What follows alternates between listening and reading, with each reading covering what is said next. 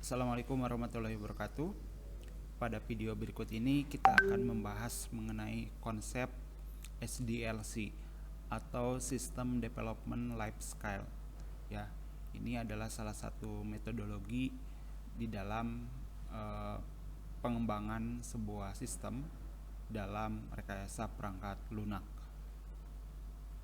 Nah, sebelumnya kita ketahui dulu apa itu yang dinamakan dengan sistem. Sistem adalah salah satu jaringan kerja dari prosedur-prosedur yang saling berhubungan, berkumpul bersama-sama untuk melakukan suatu kegiatan atau menyelesaikan suatu sasaran tertentu. Menurut Jugianto tahun 95. Nah, bisa disimpulkan bahwasannya sistem ini tidak hanya satu, ya, artinya adalah ada kaitan satu sama lain yang lain. Ada prosedur-prosedur yang berhubungan, ya, yang saling memiliki tujuan-tujuan, sehingga dari tujuan-tujuan tersebut dapat menyelesaikan permasalahan atau sasaran yang ingin kita harapkan. Nah, karakteristik dari sistem, ya, ada 8 poin yang ada di dalam sebuah sistem. Yang pertama itu adanya komponen. Ya, komponen adalah kegiatan atau proses dalam satu sistem yang mentransformasikan input menjadi bentuk setengah jadi atau output, ya. Nah, komponen ini bisa merupakan subsistem, ya. Jadi di dalam sistem yang keseluruhan, yang secara umum, nah, di dalamnya ada bagian-bagian sistemnya yang dinamakan dengan subsistem. Nah, itu di dalam sebuah karakteristik sistem itu dinamakan dengan komponen. Berikutnya ada batasan. Nah, batasan ini adalah penggambaran dari suatu elemen atau unsur, ya, yang termasuk di dalam sistem dan mana yang di luar sistem, ya. Jadi ada yang dinamakan dengan batasan-batasan, mana yang ada sistem yang di luar, mana sistem yang di dalam, mana yang disebut dengan elemen, mana yang termasuk bukan elemen.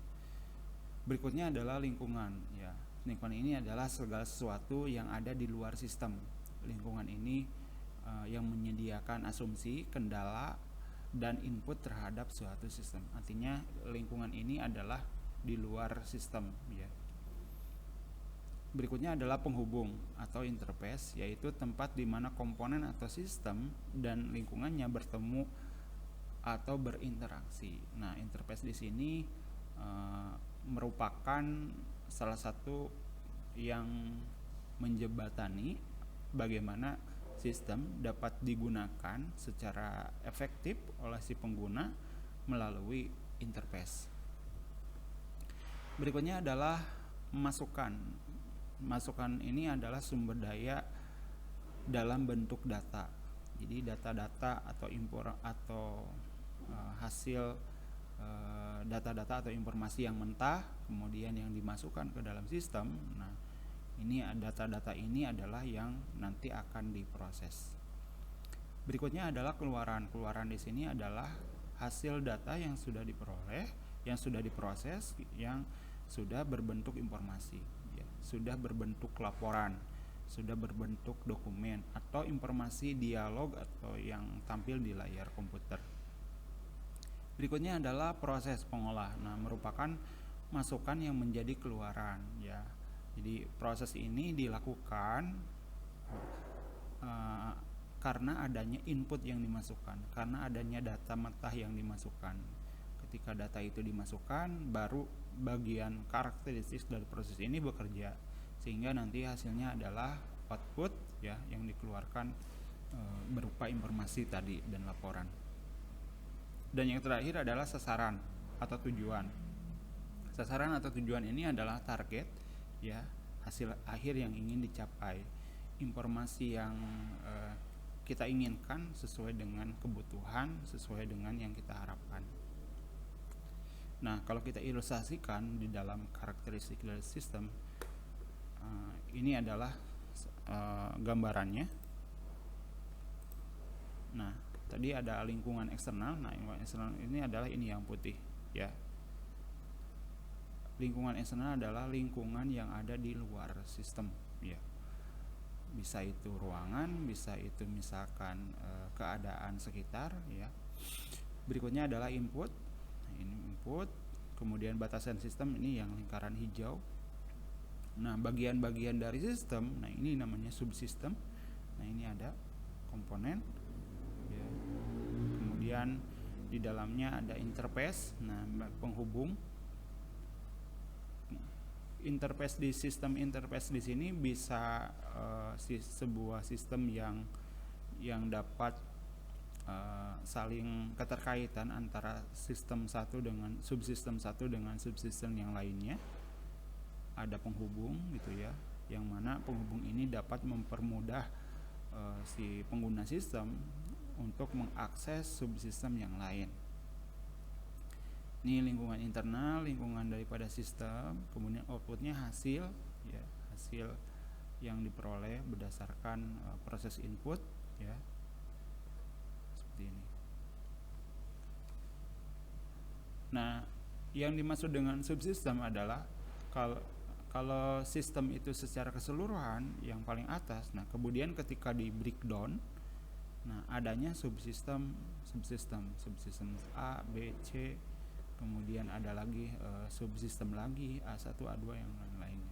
Nah, ini yang dinamakan dengan subsistem. Artinya kalau dicontohkan di dalam sistem kampus, contohnya sistem akademik, nah maka subsistem A misalkan ini subsistem keuangan, kemudian subsistem B di sini berkaitan dengan subsistem penerimaan mahasiswa baru, kemudian subsistem C ini berkaitan dengan sistem kemahasiswaan misalkan. Nah, dari sistem yang barusan kemudian digabungkan ya, kemudian disatukan, diintegrasikan melalui adanya interface. Nah, apa sih yang dinamakan dengan SDLC? Nah, SDLC di sini salah satu tahapan-tahapan di dalam pengembangan sebuah sistem. Nah, digunakan untuk membangun sebuah sistem agar dapat berjalan sesuai dengan apa yang diharapkan. Jadi tahapan-tahapan yang dilakukan sebelum pengembangan sistem itu apa saja? Nah, setidaknya ada 6 poin ya di dalam pengembangan sistem. Yang pertama itu adanya perencanaan sistem. Nah, setelah perencanaan sistem ya baru adanya analisis sistem. Nah, setelah analisis sistem baru dari hasil analisis, nah baru dirancang ke dalam sistemnya ya. Perancangan sistemnya seperti apa. Nah, baru selanjutnya adalah adanya implementasi. Nah, adanya implementasi, baru yang terakhir adalah maintenance.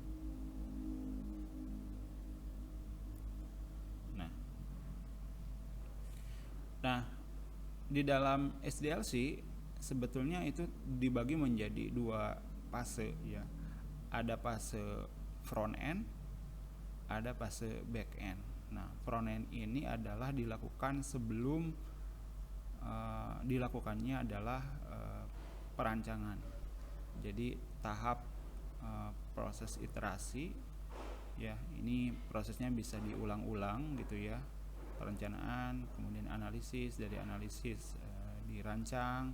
Setelah dirancang tentunya adanya evaluasi atau seleksi, kemudian desain lagi secara terperinci, baru nanti di bagian fase back end sudah ke implementasi tahap produksi daripada sistem informasi tersebut. Dan dari semua tahapan-tahapan ini ya diperlukan laporan-laporan ya. Untuk apa? Nah, ini untuk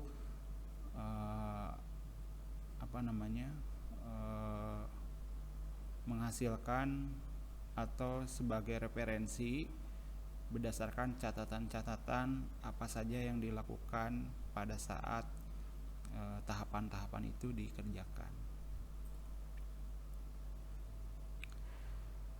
Nah, apa saja yang dikerjakan di dalam perencanaan ya, di tahap pertama, yaitu pertama merencanakan proyeksi sistem ya. Proses perencanaan sistem ini bertujuan untuk merencanakan proyek sistem yang akan dikembangkan nantinya. Jadi mulai dari mengkaji tujuannya sistem itu untuk apa ya. Perencanaan strateginya nanti apa yang harus dilakukan, kemudian dapat mengidentifikasi proyeksi sistem itu, menetapkan proyek sistem itu seperti apa, kemudian kendala-kendala di dalam proyeksi sistem itu seperti apa, kemudian yang terakhir adalah membuat laporan perencanaan sistemnya. Kemudian setelah merencanakan proyeksi sistem, nah baru tahap berikutnya adalah menentukan proyek sistem yang akan dikembangkan. Apa sih yang tepat di dalam membuat proyeksi sistem itu tersendiri.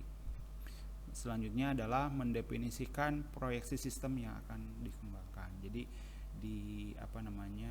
diidentifikasi apa saja proyeksi sistem yang akan nanti dikembangkan.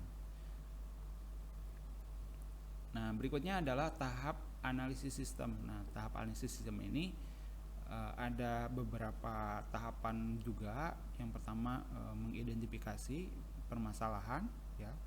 Penyebab masalah yang terjadi di dalam sistem itu seperti apa. Misalkan yang tadinya sistem dilakukan dengan cara manual gitu ya, dengan cara misalkan prosesnya manual. Nah, sekarang diproyeksikan ke dalam sebuah sistem informasi. Masalahnya misalkan sulit di dalam pencarian data. Nah, itu salah satu penyebab permasalahannya. Berikutnya adalah mengidentifikasi titik keputusan ya. Mengidentifikasi personil kunci ya, apa saja nih nanti personil yang dibutuhkan ketika memperoleh mencari tahu identifikasi permasalahan. Contohnya yang terlibat di dalam sistem itu siapa saja penggunanya. Ada bagian front office misalkan kalau di kantor, kemudian ada bagian sekretaris, ada bagian operator, ada bagian kasir misalkan. Nah, siapa saja yang nanti akan menggunakan sistem tersebut, maka perlu diidentifikasi. Kemudian tahap berikutnya adalah bagaimana cara memahami kerja dari sistem yang ada. Nah, tentunya kita harus menggali informasi bagaimana sih alur daripada sistem yang sudah berjalan itu ya. Nah, untuk apa? Nah, ini untuk menentukan jenis proyeksi sistemnya, kemudian jadwalnya, kemudian mengatur jadwal wawancara terhadap pengguna sistem, kemudian membuat agenda wawancara, kemudian yang terakhir adalah mengumpulkan hasil daripada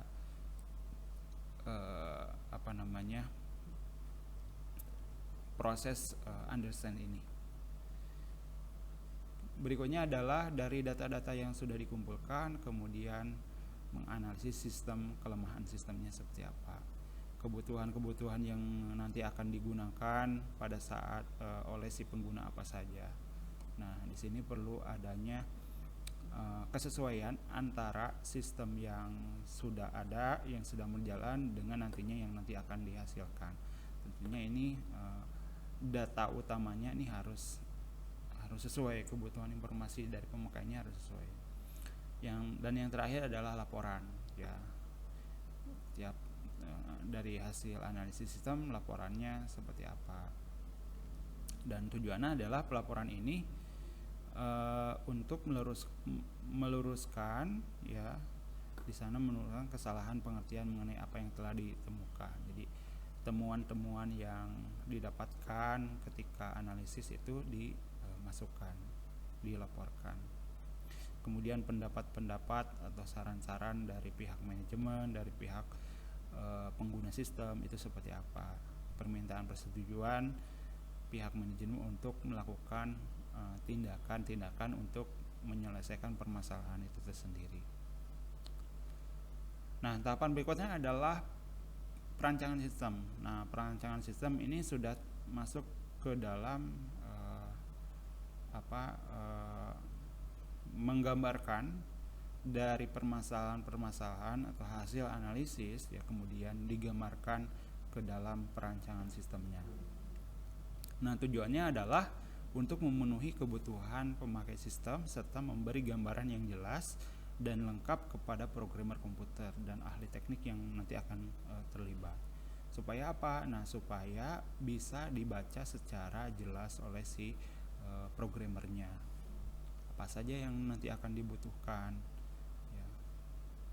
Nah, itu perlu digambarkan di dalam perancangan sistem ini.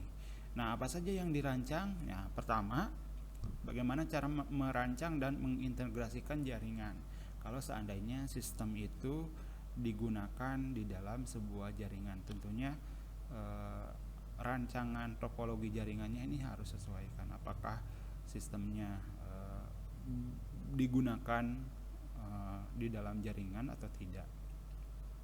Berikutnya adalah merancang arsitektur aplikasi.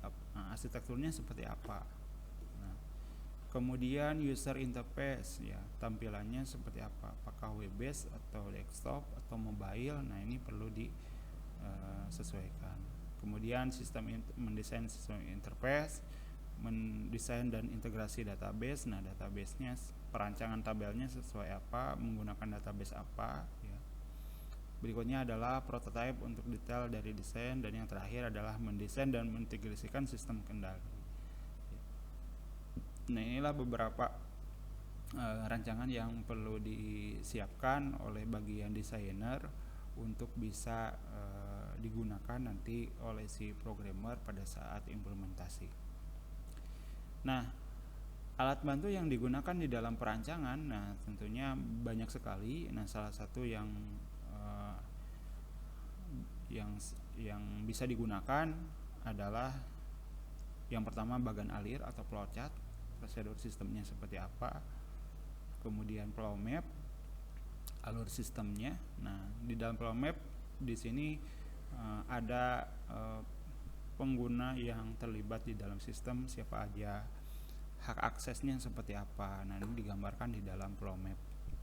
Berikutnya adalah diagram konteks aliran data. Datanya apa saja yang diproses, ya, laporan apa yang dicetak. Nah, data apa yang dibutuhkan, yang dilakukan input. Nah, ini ada di diagram konteks. Nah, setelah diagram konteks, nah ada data flow diagram. Nah, menggambarkan sistem yang baru, ya. Jadi turunan dari diagram konteks, kemudian ada DFD. Nah, kemudian dipecah-pecahkan lagi. Gambaran sistem yang barunya seperti apa. Misalkan ada proses 1, proses 2, proses 3, 4, kemudian pengolahan sistemnya seperti apa. Berikutnya adalah desain interface input dan output. Nah, ini tampilan penghubung antara subsistem yang satu dengan yang lainnya, kemudian tampilan sistemnya seperti apa, data yang dimasukkannya apa saja, outputnya, laporannya berupa data yang di print, kemudian informasi dialog saja, misalkan itu seperti apa. Berikutnya adalah desain tabel. Nah, perancangan tabelnya apa saja, data yang dibutuhkan, tabel yang dibutuhkan apa saja, kemudian tipe datanya seperti apa. Nah, ini ada di desain tabel. Kemudian rancangan IRD, ya, entity relation diagram, ya, apakah dari tabel-tabel tersebut adanya relasi atau tidak, tabel satu ya dengan tabel yang lainnya. Kemudian kamus data ini untuk menggambarkan spesifikasi dari tiap-tiap tabel, ya, antara tabel satu dengan tabel yang lainnya, kemudian digambarkan di dalam kamus apa saja nih fieldnya, kolom-kolomnya, primary key-nya apa saja. Nah, ini ada di dalam kamus data. Dan yang terakhir adalah pengkodean. Nah, pengkodean di sini terkait dengan sistem yang nanti akan diimplementasikan, yang nanti akan berkaitan juga dengan desain tabel, ya, karena terkait dengan tipe datanya. Pengkodean dari tiap-tiap data seperti apa? Nah, ini dijelaskan di dalam pengkodean.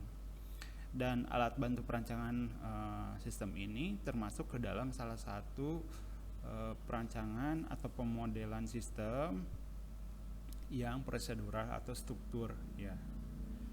Ini yang struktur. Dan setelah perancangan baru diimplementasikan ke dalam sebuah program.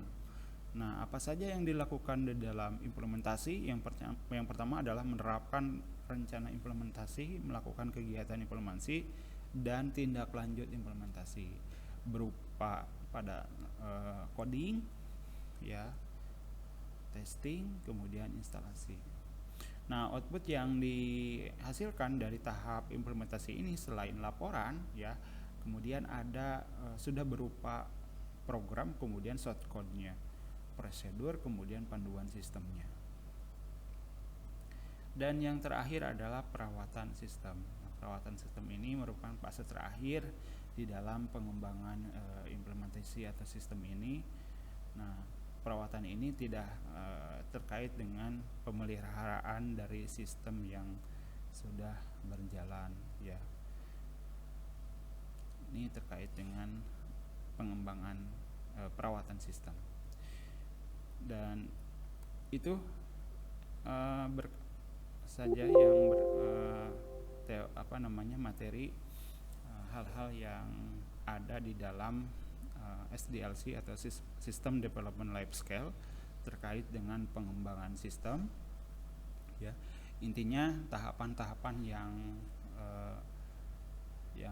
harus ada di dalam SDLC System Development Life Cycle adalah adanya perencanaan, kemudian ada analisis, kemudian setelah analisis adanya desain, setelah desain ada implementasi, ada perencanaan, kemudian analisis, kemudian ada desain, implementasi, kemudian testing, ya, kemudian yang terakhir adalah maintenance. Itu saja yang bisa disampaikan terkait dengan SDLC, ya. Mohon maaf bila ada kekurangan. Terima kasih. Wassalamualaikum warahmatullahi wabarakatuh.